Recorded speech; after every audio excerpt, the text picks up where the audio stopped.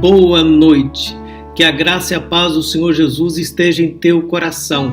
Que o Senhor Deus aplique a sua palavra em nosso coração. Durante a semana, nas lives de oração, nós temos meditado em um versículo da carta do apóstolo Paulo aos Filipenses. E estamos concluindo os últimos versículos do capítulo 4. Então, eu falei na live que nós faríamos uma pregação na linha de devocional. Temos esta segunda-feira, pregação de segunda, porque de primeira só Jesus. Todos estamos em segundo. Graças a Deus. Acompanhando o Senhor Jesus, olhando para Ele, autor e consumador da nossa fé. E a Ele a honra, a glória, o poder e o domínio para sempre. Espero que o Senhor Deus aplique a sua palavra em nosso coração e seja servido da nossa adoração. Nós vamos ler versículo por versículo, às vezes 2 versículos, e vamos trazer uma meditação. Eu quero lhe convidar para que possamos orar juntos. Senhor Deus, aplica a tua palavra em nosso coração. Seja servido da nossa adoração, pois com temor e tremor nós estamos diante do Senhor, rogando as suas muitas misericórdias. Queremos aprender um pouco mais, porque às vezes, Senhor, esquecemos, às vezes regredimos e não sabemos como lidar em alguma circunstância. E a tua palavra é rica, poderosa. Fale, Senhor, conosco pela sua palavra, em nome de Jesus. Abra a palavra de Deus, deixe a sua Bíblia aberta no capítulo 4, a partir do versículo 10, nós vamos fazer meditação até o versículo 23. Conclusão da epístola que Paulo escrevera aos irmãos em Filipos, e que Epafrodito, que veio visitá-lo, com certeza foi o portador da carta. Ele escreve assim: alegrei-me sobremaneira no Senhor, porque agora, uma vez mais, renovaste a meu favor o vosso cuidado, o qual também já tinhas antes, mas vos faltava oportunidade.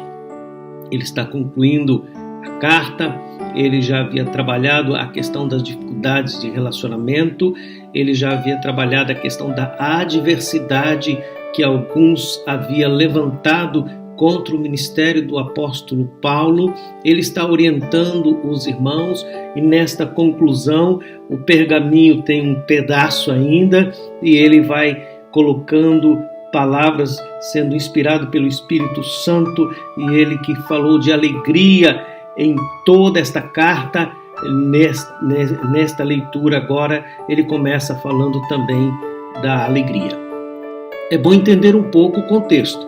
O apóstolo Paulo estava preso, esperando o julgamento, e poderia ser condenado, mas ele não relata nada a este respeito como se estivesse com algum medo. Pelo contrário, sempre na alegria. Que alegria é esta?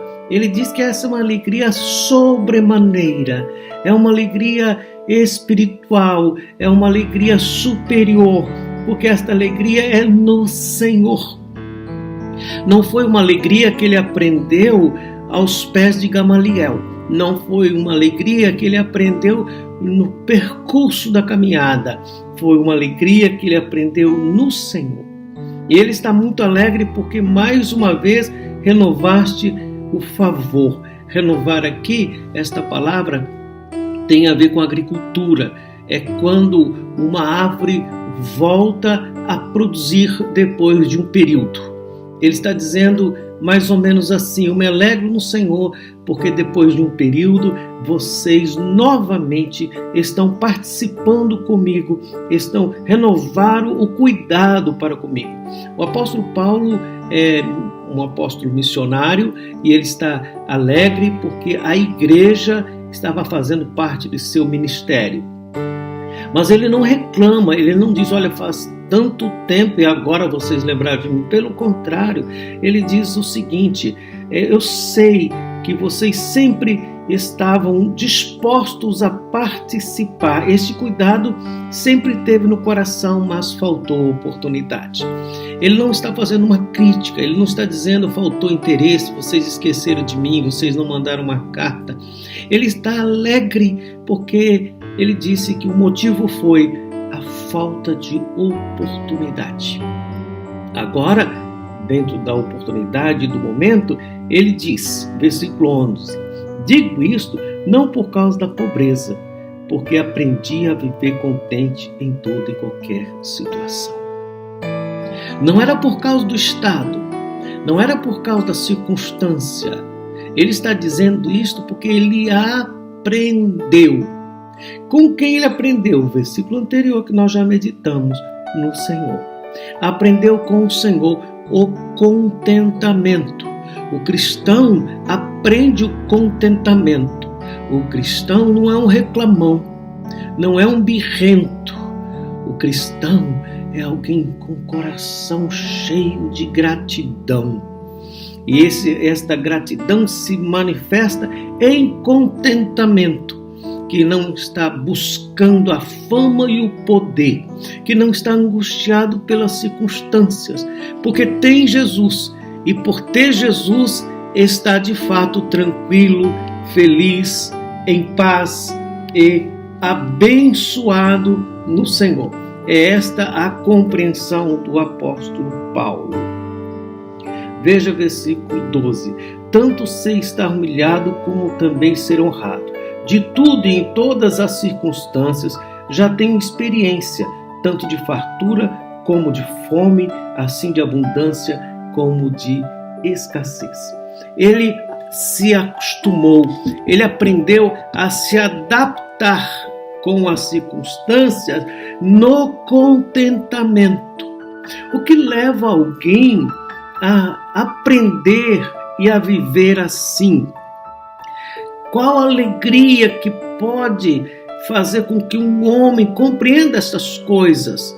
É a suficiência de Cristo.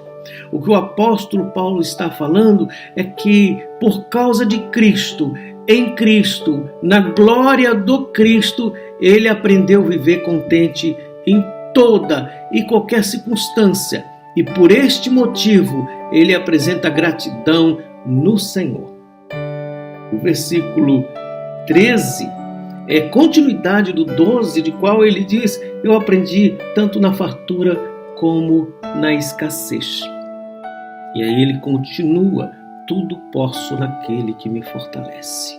A alegria é possível em Cristo. O Senhor é a nossa força. A alegria do Senhor é a nossa força. Portanto, a alegria do apóstolo Paulo não era da fartura, do prato cheio ou do prato vazio. Era de um coração cheio de graça, entendendo a suficiência, a sublimidade de Cristo Jesus. É por isso que ele diz, tudo posso naquele que me fortalece. Não é uma palavra mágica, ela está dentro do contexto. E este contexto revela que o apóstolo Paulo entendeu que em Cristo Jesus tudo é possível e sem Jesus nada é possível. O próprio Senhor Jesus disse isso, sem mim nada podeis fazer. É importante entender a sublimidade de Cristo, suficiência em Cristo. Se temos Cristo, as circunstâncias são as circunstâncias, elas são periféricas. Mas o nosso coração guardado em Cristo Jesus é manifesto esta graça que é um poder que manifesta de forma espontânea em alegria e gratidão. Portanto, o cristão não é um zangado, irado, raivoso, alguém vingativo. Ele está, independentemente da circunstância, podendo em Cristo Jesus manifestar a sua gratidão. Versículo 14. Todavia, fizeste bem associando-vos na minha tribulação, sócios da tribulação. Que coisa boa!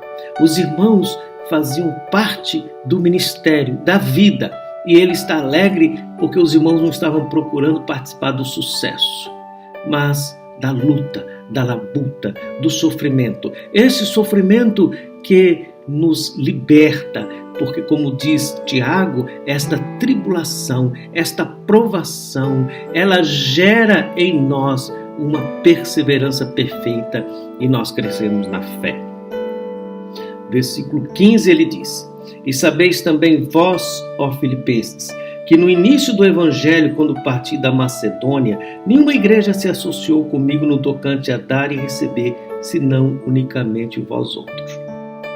Ele não está reclamando, dizendo, olha, mais igreja deveria ter me ajudado.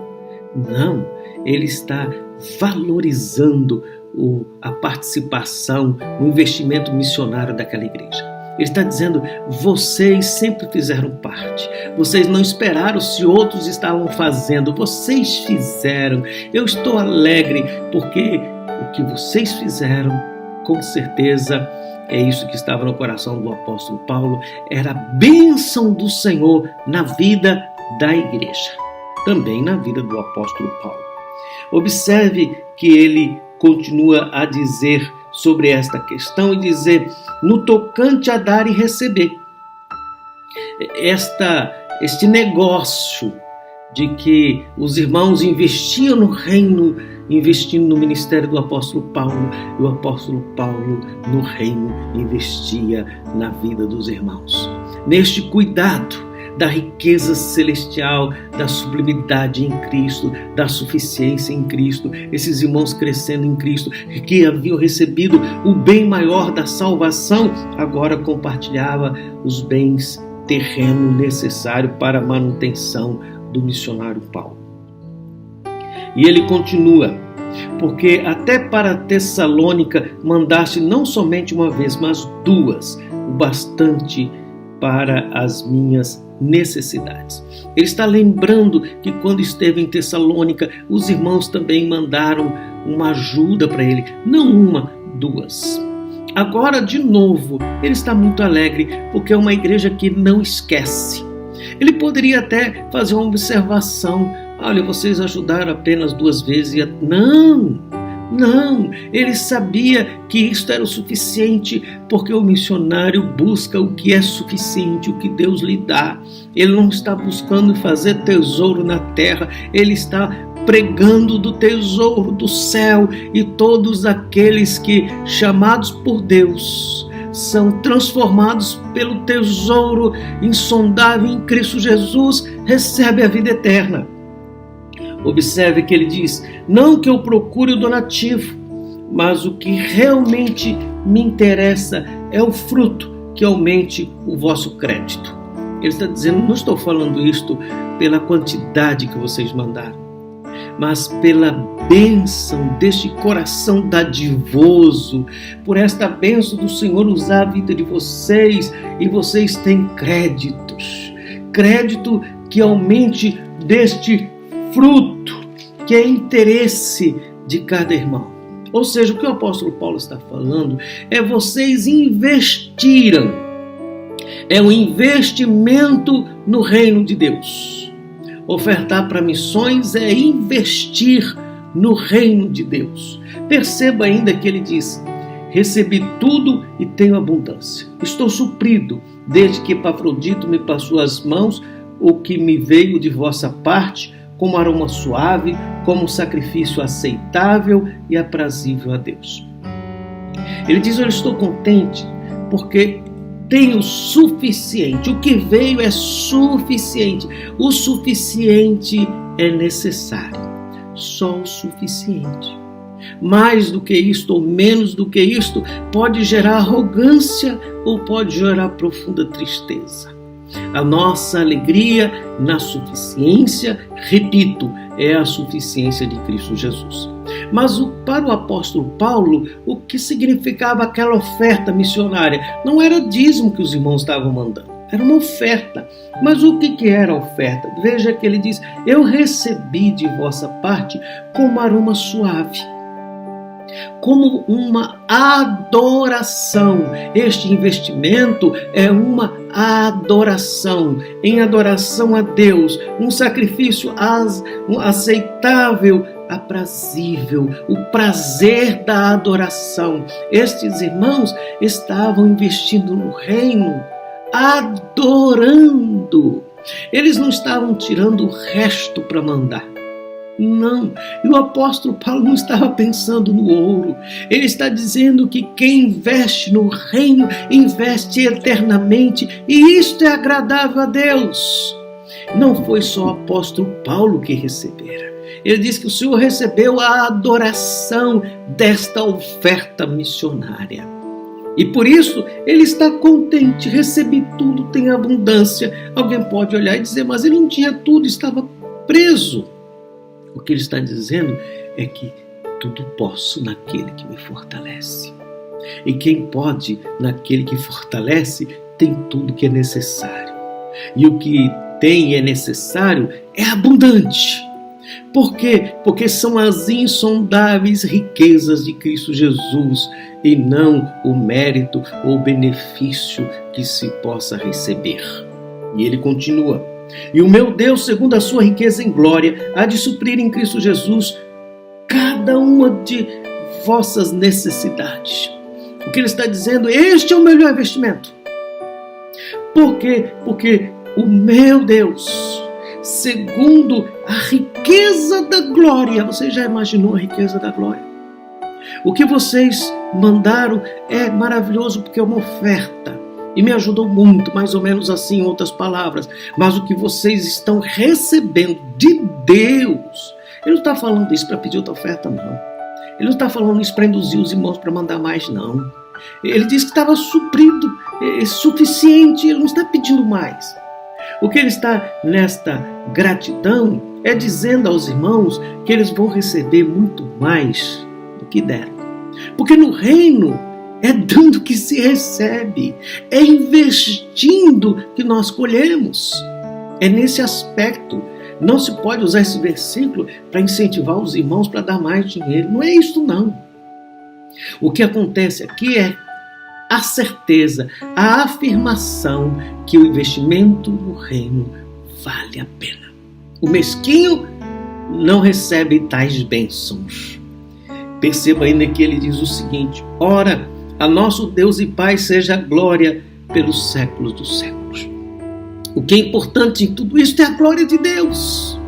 Não era o benefício do apóstolo, não eram as dificuldades, era a glória de Deus. Porque tudo quanto fazemos é para adorar a Deus e gozá-lo para sempre. Esse é o privilégio do cristão. Ele está dizendo que muito mais do que uma oferta, muito mais do que alguma ajuda, aqueles irmãos entenderam que estavam investindo no reino porque adoravam a Deus. E adorar a Deus é o melhor negócio porque a sua glória é pelos séculos dos séculos. É um investimento eterno que se recebe pela eternidade e que assim seja. Está terminando o pergaminho e ele diz: saudai cada um dos santos em Cristo Jesus.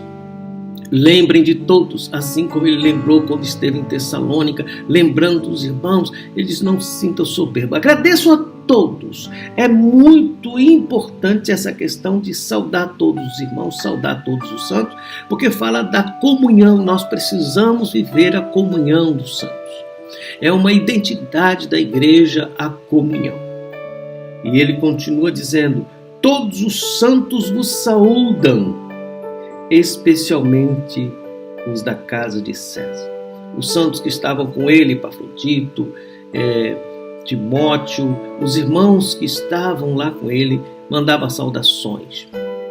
E também os da casa de César, os funcionários que trabalhavam no império. Por que ele está citando os irmãos e ele não usa aqui um pedido, diz: olha, fala com os irmãos que trabalham lá na casa de César, falar com César para mim? Não, pelo contrário, ele está dizendo aos irmãos em Filipos que vale a pena o investimento. Até os funcionários do imperador, até pessoas que estavam dentro da casa do imperador, tinham sido alcançadas pelo Evangelho. Este evangelho irresistível, deste reino inabalável, da qual ele estava prisioneiro, e César poderia mandar, como mandou, eliminá-lo. Mas o evangelho entrou dentro do palácio também. E os irmãos, agora sabendo que havia outros irmãos em Filipos, manda saudações. Devemos investir no evangelho, para que todos os homens ouçam o evangelho ao menos uma vez, quer seja aqueles que moram no palácio, quer seja aqueles que moram numa aldeia. Todos carecem da glória de Deus, todos precisam da glória de Deus, e nós temos que investir a nossa vida na pregação do evangelho. Paulo estava contente, o evangelho está avançando, Paulo estava preso, a palavra não. Paulo estava contente e compartilha este contentamento com gratidão aos irmãos. Não poderia abraçá-los, mas escreve a eles como uma carta que fosse um abraço, um cheiro agradável diante do Senhor. E ele termina: a graça do Senhor Jesus Cristo seja com o vosso espírito. Ele termina esta carta como de fato ele começou. Paulo e Timóteo, servo de Cristo Jesus, a todos os santos em Cristo Jesus. Graça e paz a vós outros da parte de Deus. O que ele termina é como tudo que ele falou.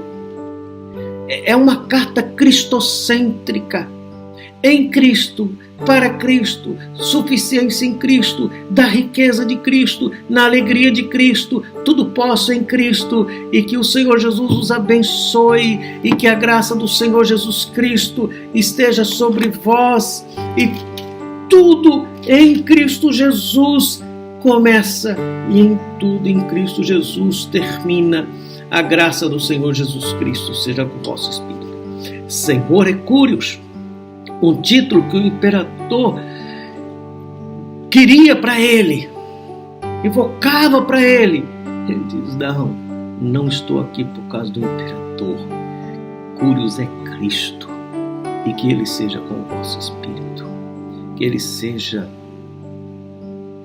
o teu viver, o teu acordar, o teu levantar, que ele seja essa manifestação da vida, este fôlego, esta direção espiritual, que tudo seja em Cristo, para a glória de Deus Pai. Amém. Que o Senhor aplique a sua palavra em nosso coração e lhe dê uma noite abençoada com o sono reparador. Senhor, nos fortaleça, aumente a nossa fé, perdoe os nossos pecados, renove as nossas forças e nos ajude a entender a Tua vontade. A Ti honra, glória, poder e domínio pelos séculos dos séculos. Nos ajude a aprender a viver contente com todas e qualquer situação e qualquer circunstância, na suficiência de Cristo. Amém. Que o Senhor te abençoe e que a graça de nosso Senhor Jesus, o amor de Deus nosso Pai e a comunhão do Espírito Santo seja sobre a Igreja de Deus espalhada na face da terra, desde agora e para sempre. Amém. Que o Senhor nos abençoe e até a próxima segunda-feira.